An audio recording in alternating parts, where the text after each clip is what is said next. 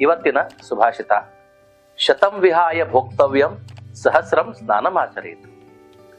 ಲಕ್ಷಂ ವಿಹಾಯ ದಾತವ್ಯಂ ಕೋಟಿಂ ತ್ಯಕ್ತ್ವಾ ಹರಿಂ ಭಜೇತ್. 100 ಕೆಲಸ ಬಿಟ್ಟು ಮೊದಲು ಊಟ ಮಾಡಬೇಕು.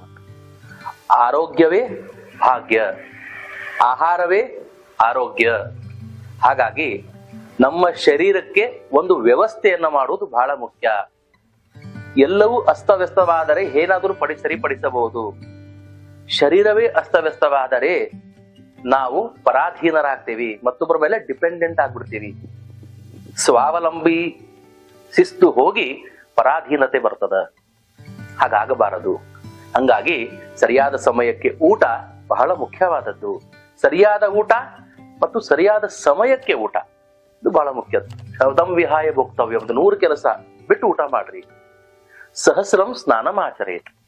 1000 ಕೆಲಸವನ್ನು ಬಿಟ್ಟು ಶುಚಿರ್ಭೂತರಾಗಿರ್ರಿ. ಶುಭ್ರವಾದ ವಸ್ತ್ರವನ್ನ ಧರಿಸಿರಿ. ಶರೀರವನ್ನು ಶುದ್ಧವಾಗಿಟ್ಟುಕೊಳ್ಳಿ. ಶರೀರಕ್ಕೆ ಯಾವುದೇ ತರದ ಇನ್ಫೆಕ್ಷನ್ ಆಗದೇ ಇರುವ ರೀತಿಯಲ್ಲಿ, ಕಲ್ಮಶಗಳು ಸ್ಪರ್ಶವಾಗದೇ ರೀತಿಯಲ್ಲಿ ಇರಲಿ. ಮತ್ತೆ ಈ ಸ್ನಾನಮಾಚರೇತ್ ಅನ್ನುವ ಪದವನ್ನ ಕೇವಲ ದೇಹಕ್ಕೆ ಅಲ್ಲದೆ ಒಂದು ಹೆಜ್ಜೆ ಮುಂದೆ ಹೋಗಿ ಮನಸ್ಸನ್ನು ಕೂಡ ಶುದ್ಧ ಮಾಡಿಕೊಳ್ತಾ ಇರಬೇಕು. ದೇವರ ನಾಮಸ್ಮರಣೆಯಿಂದ, ಒಳ್ಳೆಯ ಕೆಲಸ ಕಾರ್ಯಗಳನ್ನು ಮಾಡುವುದರಿಂದ, ಮತ್ತೊಬ್ಬರಿಗೆ ಸಹಾಯ ಮಾಡುವುದರಿಂದ, ಏನಾದರೂ ಒಂದು ಒಳ್ಳೆಯ ಕೆಲಸವನ್ನ ಮಾಡುವುದರಿಂದ ಮನಸ್ಸನ್ನು ಕೂಡ ಶುದ್ಧವಾಗಿಟ್ಟುಕೊಳ್ಳಬೇಕು. ಲಕ್ಷಂ ವಿಹಾಯ ದಾತವ್ಯಂ. ದಾನ ಧರ್ಮಗಳಿಗೆ ಎಲ್ಲರಿಗಿಂತ ಮುಂಚೆ ನಾವು ಮುಂದಾಗಿರಬೇಕು. ಯಾವತ್ತೂ ನಾವು ದಾನ ಮಾಡ್ತಾ ಇರಬೇಕು. ದರಿದ್ರನಾಗಬಾರದು, ಆದರೆ ದಾನಿಯಾಗಿರಬೇಕು. ನನ್ನ ಯೋಗ್ಯತೆ, ನನ್ನ ಸಾಮರ್ಥ್ಯ ನೋಡಿ ದಾನಗಳನ್ನ ಮಾಡ್ತಾನೆ ಇರಬೇಕು. ನಾವು ಕೊಡ್ತಾ ಇದ್ರೆ ನಮಗ್ ಬರ್ತಾ ಇರ್ತದ. ಧಾರಣ ಮತ್ತು ದಾನ ಇರಬೇಕು. ತಗೊಳ್ಳೋದು ಕೊಡೋದು ಸದಾ ಇರಲೇಬೇಕು.